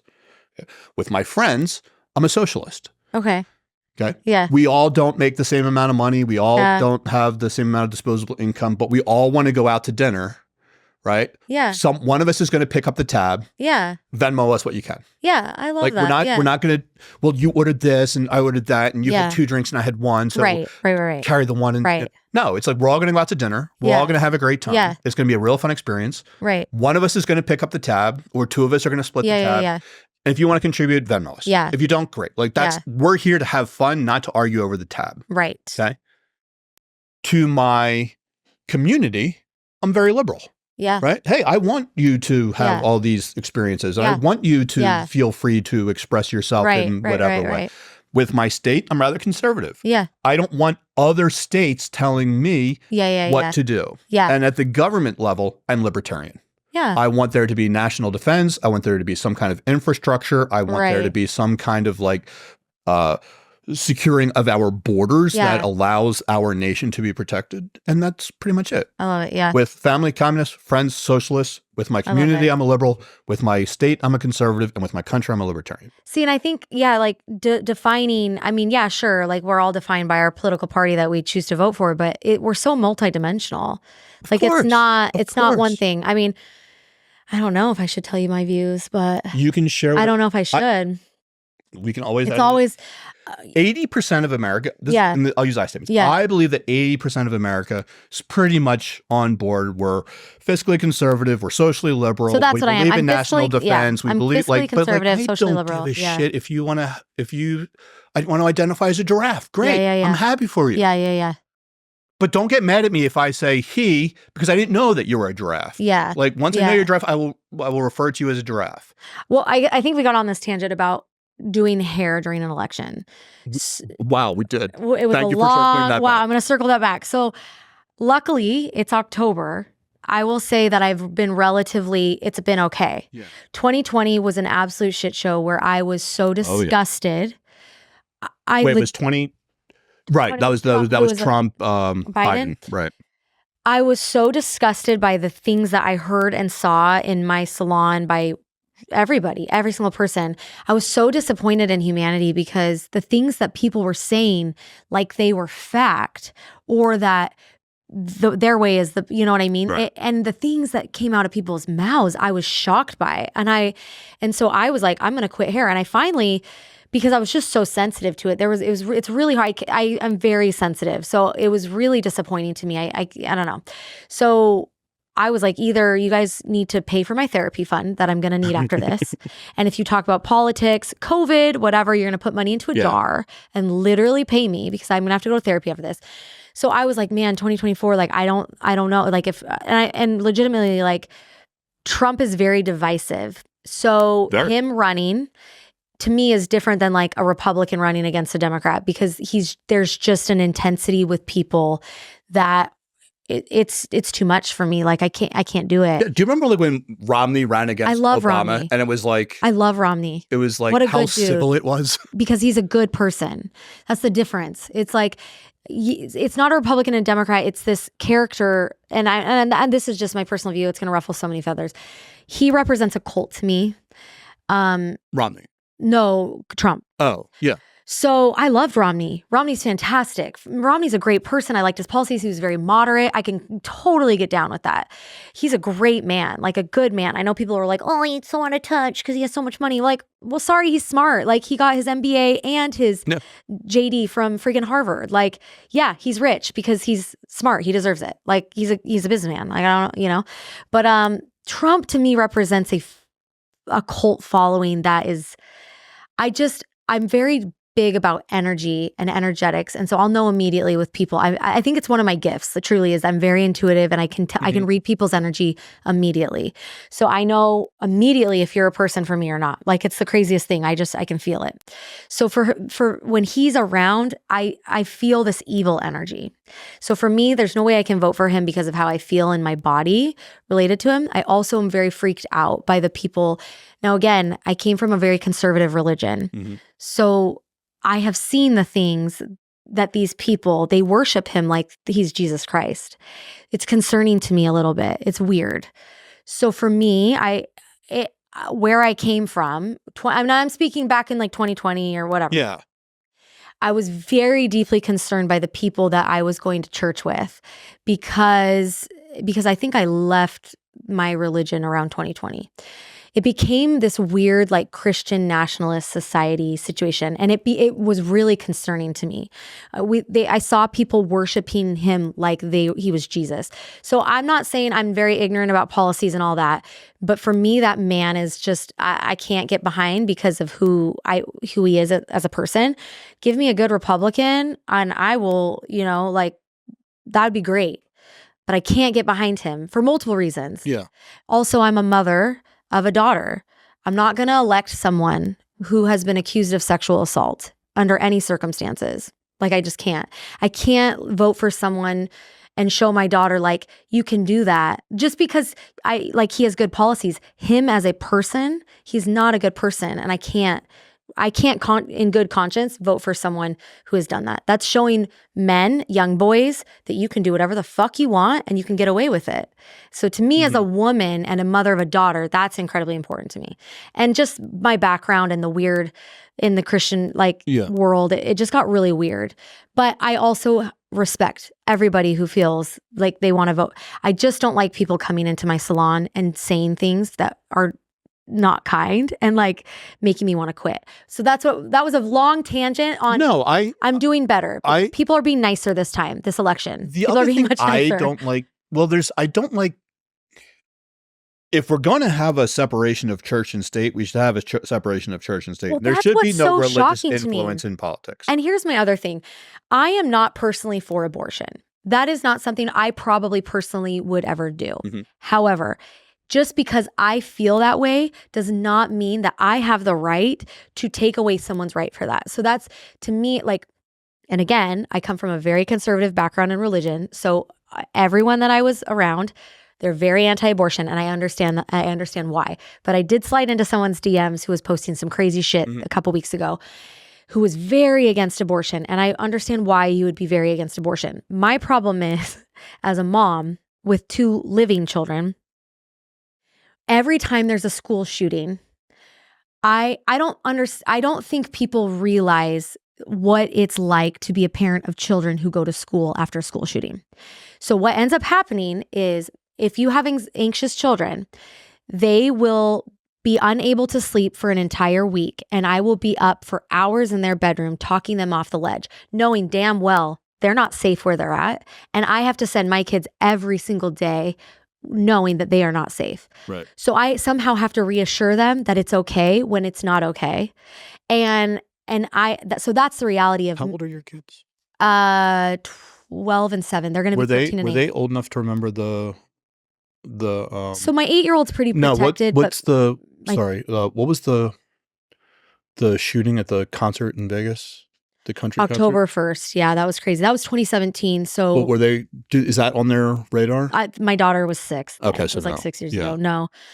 So that's the reality of the situation of when a school shooting happens for me personally. And so it's so infuriating to me, like from a personal standpoint, when these people are so against abortion, but where is the outrage when I have living children right now. So like, why are we not protecting them like you want to protect the unborn? And I believe the unborn should be protected too. I get it. But where is that intensity for because I get pissed. I get offended actually, because those people are silent when something happens. And I am like, I'm an angry mom. Like I'm pissed every time there's a school shooting. Like I have a gun, but I also believe in gun reform. Like me too. Absolutely. Like, so I don't know. I just find it really interesting. So I'm always like, I said, I love your passion about this. I love it. I just want to play devil's advocate here. Like, where's the outrage for school shootings and gun reform? And she said, we're going to have to agree to disagree. I said, that's everything that I need to know. Yeah. And so that's the problem. Well, one has a political action committee behind it and one doesn't. Yeah. And I'm just like, so that's what I'm saying. Like, I just don't see any good coming from sharing your political opinions online or like in the salon chair. Like, I don't. No, it causes contention usually. So I don't know. It causes. That was a long tangent to basically say, no, I don't like doing hair during an election. It hurts my heart. I don't like when people, like on the one hand, it's like, Trump is an existential threat to America and like he should be stopped at all costs. Yeah. Then someone literally tries to kill him. Yeah. And they're like, we need to tone down the rhetoric. Yeah. And it tones down for like a day. And then the next day they're like, he is Satan incarnate. Yeah. It's like, I think there is a degree of vitriol that has entered in the American political lexicon that is doing no one any good. No. And makes us a laughing stock. We look stupid to the rest of the world. We're not the greatest country in the world. I hate saying that. I genuinely don't. The way that we are behaving is an embarrassment. Who we have running is an embarrassment. Well, also, like, it's not who would want that job anymore. Well, because so here's the thing. No good people are going to want that job because they destroy you. They destroy your family. They look up everything. Like, why would you ever put your family through that? So we're weeding out because of how terrible we are as a society. Yeah. We're weeding out good people. People who are really good at doing a certain thing, like, for example, Michael Jackson. Yeah. By all accounts, a sexual predator. Absolutely. By all accounts, a brilliant musician. And multidimensional. We will be listening to that music for generations to come, right? Yeah. But like, should he not be allowed to use that music because... Yeah, you know what I mean? Really like, weird, yeah. Or like Van Gogh was like a stalker of women, like, and had like cut off his ear and sent it to a lover, and is like, but still made Starry Night. Yeah. Like sometimes you need a little, and that kind of nuance just cannot exist in today's 24-hour news cycle. Yeah, blah, blah, blah, blah. Someone had can't remember who the comedian was, but he was like, newspapers, man, imagine if those came out today. Yeah. Here's something that's going to be delivered to your door that is going to be a summarization of everything that happened yesterday. Yeah. So you get the actual facts, the actual opinion, the actual story, and the actual thing. And when you're done with it, just crumple it up, throw it out. We're going to recycle it and reprint it for tomorrow. It doesn't need batteries. It doesn't need this. You can fold it up. You can put it in your pocket. You can throw it in your bag. Yeah. Read it. And we're going to send you a morning edition and an evening edition. Yeah. And that's all you really need to know. Right. Like that would be a game changer if it came out today. Yeah. But no, it came out. You have to know everything right away, and you get this like it's better for journalists now to be first and wrong than second and right. Yeah. And so they'll throw just anything out there to whatever. It's really it's not helping us. Right. But so that was long. People have been a lot nicer, I feel like, this time around. Do you? Oh, I think the vitriol is like... The people that I have dealt with personally in the salon. In the salon, yeah. Like 2020, I was done. Well, isn't that just like dinner parties and cocktail parties? It's like the two things you don't talk about. It's like religion and politics. Yes, and money. Stop. And money, yeah. Yeah, it's just tacky. Talk about the weather and... Dude, that's the last thing I want to talk about. Like, let's talk about hot dudes or like actors or like why would I want to talk about that? There's no good's going to come from it. No. And also, hot take, like you can post all the shit you want on the internet. That's fine if you want to post on your stories. But I will say, if I liked you and then you post something and I'm like, damn it, because it makes me like think differently than you. So I'm like, why are we doing that? I liked you. Yeah. And also it's like, there's a lot of like cognitive dissonance in the way like some people think about things. Yeah. It's like, it was like, I don't even know how to say it, but it's like, if I really like this person because they have this view on this thing. Yeah. Well, what's their view on the other thing? Because like, people who are, I saw this like during COVID, people who are very pro-choice, my body, my choice. Yeah. You have to take the vaccine. Yeah. That's not your choice. I'm like, what? Yeah. Yeah. No, I know. Yeah, absolutely. Yeah. No, that does make sense. Yeah, I get that. Or people who would be, very environmentally conscious, and then photos on their PJ. Yeah. Right. So which is it? You can't. I believe that like California is going to be underwater in 5 years. Here's the new mansion I bought in Malibu. It's like, well, which one's true? Because they both can't be true. Yeah. And so there's a lot of what people. I think there's a lot of virtue signaling. Yeah. And then there's a lot of what people do in their everyday life. Right. And what you see on Instagram is very rarely what they're doing in their everyday life. Yeah. Yeah. With there are exceptions, of course. Yeah. Yeah. So, but yeah. And I think just posting is obviously we're all multidimensional. Like we're not, but no you pigeonhole. You pigeonhole yourself when you do that, and then everyone's just like either they're about it or they think you're insane. Like you're just putting yourself out there for like, I mean, and if you're cool with that, like be cool with it. But I've had to unfollow people because I'm like, damn, like I liked you, but now you're like posting crazy shit. I think people have this. So there's a turn of phrase in like threat management that's people who are crusaders. Yeah. Right. People who champion a certain ideology, who champion a certain cause, who's champion a certain movement. Yeah. And they get so wrapped up in that's their identity. Yeah, exactly. Right. It's not something they do. It's who they are. Right. And when you challenge that meat is cruel because of what it's doing to the animals. Like they will go on, right. And if you even like try to say, well, how many bunnies get killed with all the corn that's getting processed? Right. Like, well,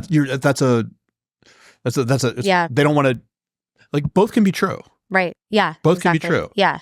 Like Dennis Leary had that great joke is like, and what are you? It's like, I'm a something. I do cute little human things with my hands. And I make people and people take photos of me at the zoo. It's like, you're free to go. Yeah. And what are you? I'm a cow. You're a fucking baseball glove, buddy. Get on the fucking truck. It. Yeah. It's like, we're saving the cute ones. Yeah, right? Exactly. Yeah. People are like, oh, let's save the wolves. Yeah. Put a wolf in your backyard. Tell me how you think about it. Right. Yeah. It's like, exactly. Anyway. I have a question for you. Sure. About hard launching someone you're dating. Launching someone. So social media is so interesting, and I feel like. Oh, you mean like making it like social media official? Yeah, I What do you mean by hard launch? I always feel like people that I don't know. I genuinely, people will never know if I'm dating someone actually because I don't post them. Do you know anyone I've dated other than the ones I've shared? Yeah. But. No. If you were just looking at my social media, you wouldn't. Yeah. There's no way you would know who I'm dating. So it's like you obviously want people to know that you're taken, but. I don't post it because I want it to be I'm just wondering if like people, I just tend to hard launch so early and then they have to take it down and it's awkward. And yeah. I don't know. I might hard launch my husband and just drop wedding pics and no one will even know. Like that would be iconic. I would. So my social media is pretty much podcast clips and quotes. Okay. Mine's more personal. There's Ronan will be in there. But usually everything else is like a story. Yeah. Or if it's like something significant with my family. Like with my niece and nephew, like I had them here in the studio for a podcast or cute. Little family things that I do. But, or if I'm on like a trip with friends or anything that is kind of romantic gets limited to stories. Agreed. Yep. Yeah, agreed. I don't know. I think there's, it's so tricky because I feel like I want good things to be private. And that's why I keep my kids private a lot. I do post a little bit, but I try not to post a lot. I want the good things to be private, but I also know like, I don't want people thinking I'm not, like if I am, I don't know. I also have a profession that pisses people off. Okay. Yeah. whether it's I'm testifying against them or thwarting them from doing something bad, or I have to make their life hell because they're trying to make life from my client hell. And putting more people that could be, they can't get to me, so they're going to target others. I try to buffer that as well too. That's actually smart. So I was just wondering. Yeah. If I'm in a real dedicated love, if I'm in love with someone, you're going to know. Yeah. But it's mostly going to be promoted on their side. Yeah. Right. Not on mine. Yeah. Okay, cool. Just a question. Yeah. Because I don't, all my profiles are public. So are mine too. That's also why I'm very, like, I'll post my kids a little bit, but it's public. Like why? And now I have a daughter that's getting, like, she's going to be a teenager. Like, and these guys are following me because I'm single. Like, no thanks. Yeah. No. I also kind of like, I'll follow someone for a while and I'll unfollow and I'll follow someone new. Yeah. I try to curate. If you unfollow me, you're dead to me. Okay. We can be friends in real life. I prefer friendships in real life. Absolutely. No. For sure. Most of my social media interaction is with people who I don't see on a regular basis. Yeah. And then I have like 10 people that like I just share random memes to. Yeah, I want to focus more on in-person connections. That's why I love doing the podcast. I know, it's so fun. Yeah, it is. I love talking to people. You poor thing. I know. It's so random. It's because it's the morning. All right, what else we got? What are we watching and reading? Okay, you go first. You're like I'm watching The Penguin right now. Okay. It's not very good. Okay. But it's intriguing enough to keep watching it. Okay. Did you ever watch The Sopranos? No, but I know of it. Okay, so when The Sopranos starts, Tony Soprano's already an underboss. Yeah. Right? He's already done the things that made him a boss. What they're doing with The Penguin is like the rise to becoming an underboss or a boss of things. So it's kind of interesting to see this, like the machinations and the strategy and the influence and the playing people against each other. It's a very interesting rise to power thing. Did you see the Batman movie? The Matt Reeves Batman movie with the guy from the Twilight movies? Oh, Robert. Yes. Yeah. Robert Pattinson. So in that movie, the character of the Penguin was played by Colin Farrell? I can't remember. Really good looking Irish guy. Yeah, Colin Farrell. Yeah, but he's only in the movie for like 10 minutes. But he's all prosthetics. You can't really even tell that it's him. He's got this like kind of waddle. So you take that 10-minute role, and now he's got to carry 8 hours of TV. Yeah. Which is kind of, it's hard to take something that was only a 10-minute thing and pivot it into its own thing. But they do a really good job with it. It's just that Colin Farrell's like such a good-looking, charismatic guy. Why do you want to put him in like a fat suit and all this like prosthetics and like not have it be him? So it's an interesting play, and they're kind of changing up the canon. Like in the show, in the old Batman comics, like he was already the Penguin, and he kind of like was always with other penguins, and he wah wah wah. Yeah. In the show, he has this like physical disability that causes him to waddle. Right. And he's kind of overweight, and so when he kind of walks like a penguin, and so it's actually a derogatory term that people in his circle say about him behind his back. Okay, but he kind of uses that to circumvent and fly under the radar while he's like implementing some of these plans. Right. So it's an interesting tale. Yeah, and they're doing a pretty good job with it. Cool. And I think that if it had been on any other network, it would have been a little more cheesy. Okay. But since HBO got behind it and kind of made it its like Sunday night flagship, they're giving it the right notes and giving it the right money that it needs to actually be prestige. Yeah. Okay. So that's what I'm watching right now. What are you reading? I'm reading like 5 books right now. See, you're a lot more intellectual than me. Like I'm like, oh gosh, like. All right. Right now I am reading The Energy of Money. Ooh. Breaking the Habit of Being Yourself. Great Joe Dispenza book. The Power of Intention by Dr. Wayne Dyer. This Is How You Heal by Brianna Weiss. Okay, I love Brianna Weiss. Oh. And I just finished reading What Happened to You You told me about that. Bruce Perry, Oprah Winfrey book. Yeah. That's really good. Brianna Weiss is everything. So I just finished reading The Mountain Is You. I read that. And this is the follow-up to it. This Is How You Heal. It's so good. Okay, I need to read that. It's really good. I'll send it to you. What's her first book? It's not The Mountain Is You. There's one other.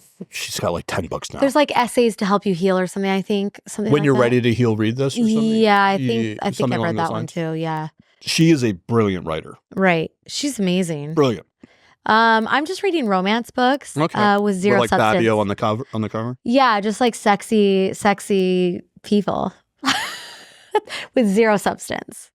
Yeah, but it's good. It's an escape. Pulled her hair and pinned her to the wall. She exists. Yeah, absolutely. Yeah. I tend to like hockey romances too. I love hockey. Hockey? Yeah. What is hockey? Just like, so I love this author named Elle Kennedy, and she writes 2 series, Briar U and like it's like The Deal, The Plan. Anyways, it's about these like college hockey players in Boston, and yep, that's it. And they're young, so you know. It's about a hockey team of 27-year-olds who are no, because they're in college, strangely so attracted like to older women. Yeah. So yeah, that's what I'm reading right now. It's just an escape. But are you watching anything? I just finished watching Emily in Paris. Like for me, like I am so in my head. Like I have a podcast and I work at the salon. Mm-hmm. So I just feel like I need, when I'm watching something and I'm like reading something, it needs to be light and fun. It can't be intense because I feel like I'm already dealing with so much stress. And then I'm a mom. Like it's insane. How are you sleeping? Not great, but I've always struggled with sleep. Always, yeah. I had severe insomnia in college, like really bad. So it's always been a struggle of mine. Better, weed gummies help so much. How much? How many milligrams do you take? So an edible is 10 milligrams. I take 7.5. Okay, so like 3/4. 3/4 of it, yeah. That helps me a lot, and I would much rather do that than take like NyQuil. I've done that. Unisom. I've been on Ambien, like crazy stuff. I don't need that. No. Yeah. So I just need light and fun. I just finished Emily first. Yeah. But I did watch the P. Diddy documentary from TMZ. What do you think? I think he's evil. I think it's insane. Did you see the Suge Knight thing that came out yesterday? No, but they did mention something about Suge Knight. They think he murdered Suge Knight now. Is that what they... Well, Suge Knight's in jail. Oh, shit. Wait. Biggie? No, Biggie was P. Diddy's friend. So who's the other? That's why okay, so tell me what's going on. There is a conspiracy that P. Diddy was involved in the murder of Biggie. Because because Biggie had all the tracks and all the money and all the influence, but it was under Diddy's control. But so by taking Biggie out, he kind of rode the coattails. I don't know. That guy's insane. That guy's insane. There's over under he gets suicided before Christmas. Because if he names names, there's a lot, like Mia Kunis just moved out because of all the Ashton Kutcher stuff. Is that confirmed? Is anything confirmed? No. So Ashton Kutcher wasn't on his parties or like in on his Apparently Ashton Kutcher, there's a lot of photos, again, just all from social media. I'm not a freaking gossip columnist. But there's a lot of photos and videos of Ashton Kutcher and Diddy together. And then there's a bunch of clips that are now resurfacing from when Ashton Kutcher was on Hot Ones, when he's like he's like telling the story. He's like, oh, can't tell that story. He's like, but it was, can't tell that story.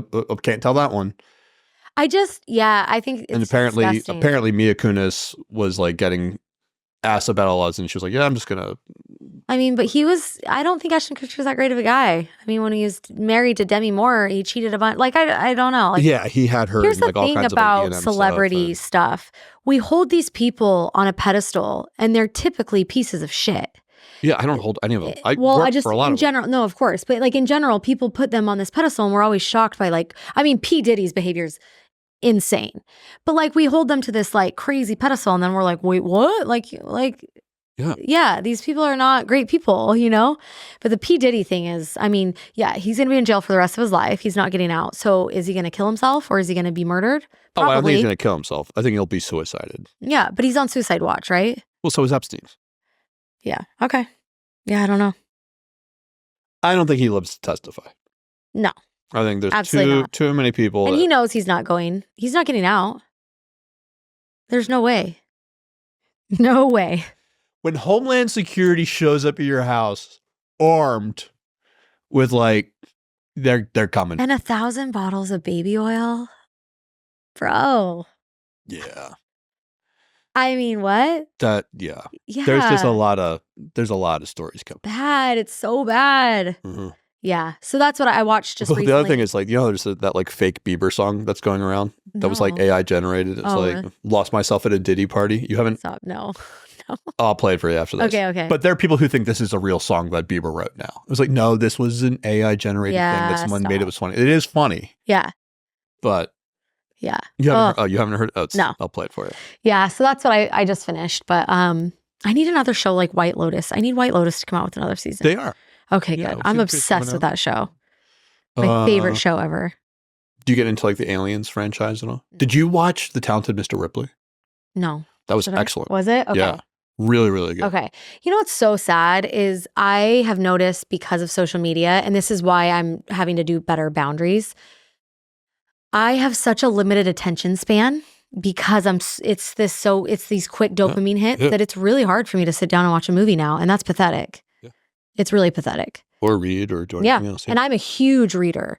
Like I used to just go through books like 3 times a week. What podcasts do you listen to? No, I don't listen to a ton. Really? I like Call Her Daddy. I like Unhinged. Girls Gotta Eat. But I mostly, I don't. Girls Gotta Eat. It's just this funny podcast. I don't know. Yeah. But yeah, I like to just watch like podcast clips. Is Call Her Daddy here or New York? I don't know. I don't know where she's not in Austin. She's not in Austin? No, that's Skinny Confidential's here. Yes. Yeah. Yes. I like their clips too. Yeah, they're very good.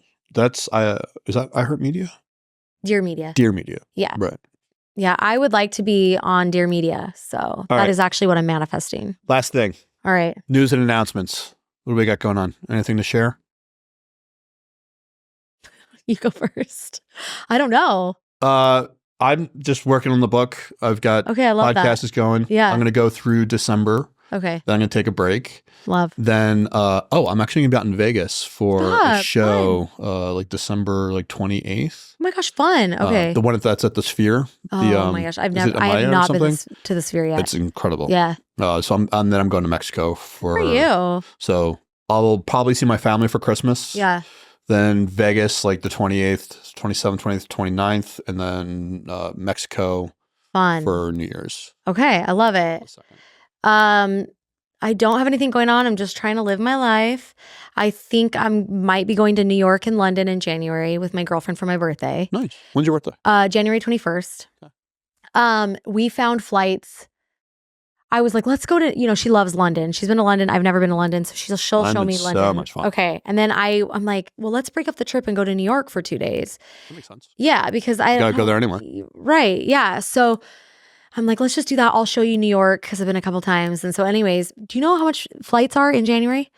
$650 round trip from Vegas to New York to London to Vegas. So why the hell would we not go? Holy shit. $650. My brother didn't believe me and he looked it up. Yeah. I don't know if it's because it's cold, but yeah, I don't have any travel plans. That's great. Until probably something in January. Right. Yeah. That's it. Yeah. Exciting. Yeah. There's nothing. Right. Yeah. Hopefully I'll be back to Austin. There's no plans yet. I was coming once a month, but I don't know. We'll see. Love it. Yeah. All right. I love it. This was fun. This was so fun. Yay. Let's do it again. All right. Let's do it again soon. Talk soon. Perfect. Bye. Bye.